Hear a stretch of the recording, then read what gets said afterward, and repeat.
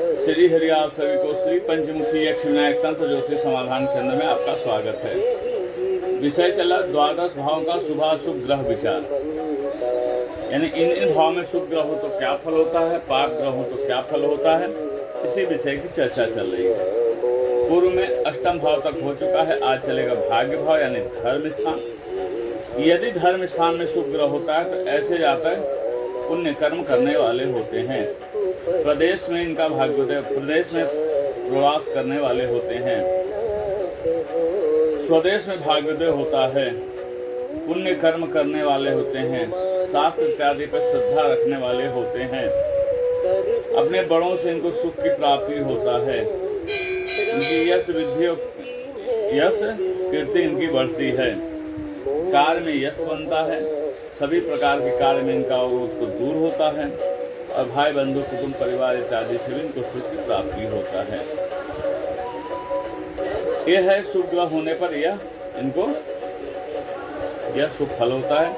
पाप ग्रह, यदि पाप ग्रह होता है तो प्रत्येक कार्य में अपयश होता है, प्रदेश में भाग्योदय होता है, आपत्ति आती है, विरोध होता है सभी से, वर्तमान परिस्थिति में सदा फेरबदल होते रहते हैं, कभी उतार आता है, कभी चढ़ाव लगा रहता है कंटिन्यू, ऐश्वर्य में हीन हो जाते हैं, बंधु भगिनी के सुख से वंचित हो जाते हैं और नाना प्रकार की विपत्तियों का सामना करना पड़ता है। यह नवम स्थान में यानी धर्म स्थान में शुभ ग्रह होता है, पाप ग्रह होता है तो यह फल प्राप्त है। अब चला कर्म स्थान यानी दसम भाव, कुंडली का सबसे महत्वपूर्ण भाव दसम भाव। कर्म भाव में यदि शुभ ग्रह होता है तो उद्योग धंधा नौकरी में अधिकार की प्राप्ति होता है, मान सम्मान की प्राप्ति होता है, राजा से भी मान सम्मान मिलता है, राजा श्रेय होते हैं, राजा व समाज में मान्यता प्राप्त होता है, पदवीधर होते हैं, बड़े पद का मालिक हो जाते हैं, महत्वपूर्ण कार्य में यश होता है, श्रेष्ठ होते हैं, सांपत्तिक यानी संपत्ति की स्थिति इनकी बहुत अच्छी होती है, ऐसे जाता है कि संपत्ति की स्थिति बहुत अच्छी होती है, समाज में इनको सराहा जाता है और समाज के नेता भी होते हैं, अपने अपने समाज के नेता होते हैं, कार्य कुशल करने वाले थे, स्वपराक्रम से धन लाभ करने वाले थे, पिता का सुख पूर्ण रूप से प्राप्त होता है, सब प्रकार से वाहन नौकर आदि का सुख इनको प्राप्त होता है। यदि इन्हीं भाव में पाप ग्रह हो जाए दसम स्थान में तो पितृ सुख से नाश होते हैं, धंधा उद्योग में फेरबदल होता रहता है, अपकीर्ति होते हैं, श्रेष्ठ अधिकारियों से विरोध होता है, उपजीविका के विषय में चिंता लगा रहता है कि जो साधन की व्यवस्था हमारे हाथ में न जाने कब हाथ से निकल जाएगा, नुकसान होता है, हानि होता है, सुख नाश होता है, नीच स्थिति की प्राप्ति होती है और मन हमेशा कष्टप्रद रहता है। यह पाप ग्रह होने पर यह फल है। यह कर्म स्थान में यह शुभ ग्रह होता है तो यह फल मिलता है और पाप ग्रह होता है। अब चलते हैं लाभ स्थान यानी एकादश भाव, आय का भाव है। एकादश भाव में शुभ ग्रह होता है तो श्रेष्ठ अधिकार का लाभ होता है, उद्योग धंधा नौकरी में लाभ और सुख मिलता है, प्रबल संपत्ति का योग होता है, राजा व श्रेष्ठ लोगों से मैत्री व लाभ होता है, आप्त वर्ग भाई मित्र और नौकर सुख होते हैं, ढाढ़सी होते हैं, दूसरों को संतावना देने वाले होते हैं, निश्चयी होते हैं, आचार्य कुशल होता है, सद्बुद्धि वाले होते हैं, उच्च सद्बुद्धि वाले होते हैं, स्त्री सुखी होते हैं, द्रव्य की उत्तम दर की प्राप्ति करने वाले होते हैं। यह एक लाभ स्थान में शुभ ग्रह होता है, यानी एकादश स्थान में शुभ ग्रह होता है तो यह फल की प्राप्ति है।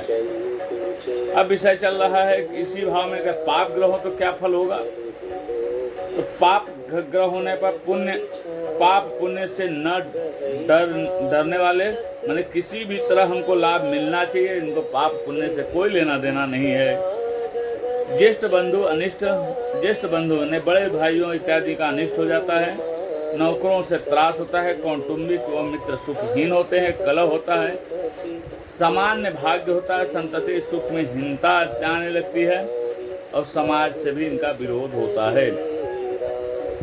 यह हो गया एकादश भाव में पाप ग्रह होने पर यह फल है, शुभ ग्रह होने पर यह फल। अब चलते हैं व्यय स्थान यानी कुंडली का द्वादश भाव।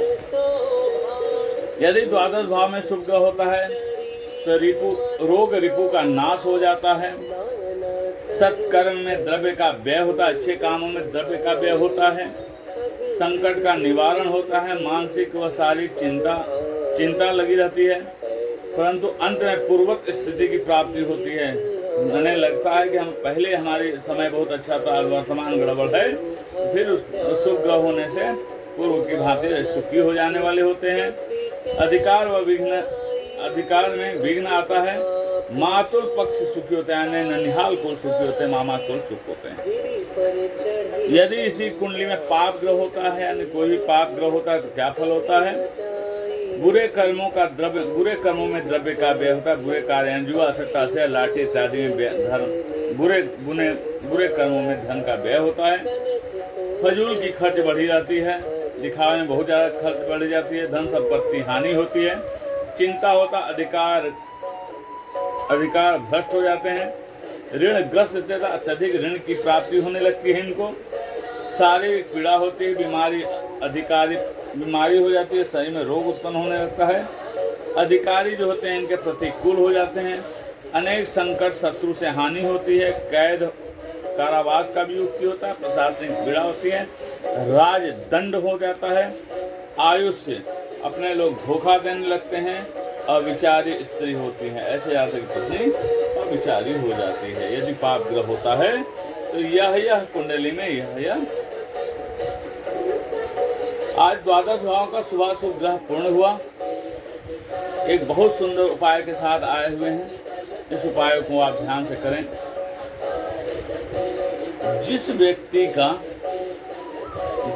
का कोई बच्चे, जिस जातक के बच्चे पढ़ते हो, दिमाग में कहते हैं बच्चे कि हम जो भी याद करते हैं उनको मेमोरी में नहीं रहता, तो सुबह स्नान ध्यान इत्यादि पूजन पाठ कर्म करके इस मंत्र को 28 बार करने से व्यक्ति का मेमोरी में जो भी पढ़ेंगे वो संग्रह होगा। मंत्र है मोरी सुधार ही सो सब भ्रांति, जा सुकृपा नहीं कृपा अधाती। अपना नाम लेकर 28 बार करना है। मंत्र फिर से ध्यान से सुने। मोरी सुधार ही सो सब भ्रांति, जासु कृपा नहीं कृपा अधाती। अपना नाम लेकर 28 बार नित्य करें। जो पढ़ेंगे आपके मेमोरी में संग्रह होगा। आज द्वादश भावों का शुभाशुभ ग्रह पूर्ण हुआ। आगे की पढ़ाई, आगे का क्रम और चलेगा। बलि ग्रहों का विचार चलेगा। द्वादश भाव में ग्रहों का समान नियम का फल चलेगा और नए उपाय के साथ फिर आपसे मुलाकात होगी। आप सभी को नमस्कार।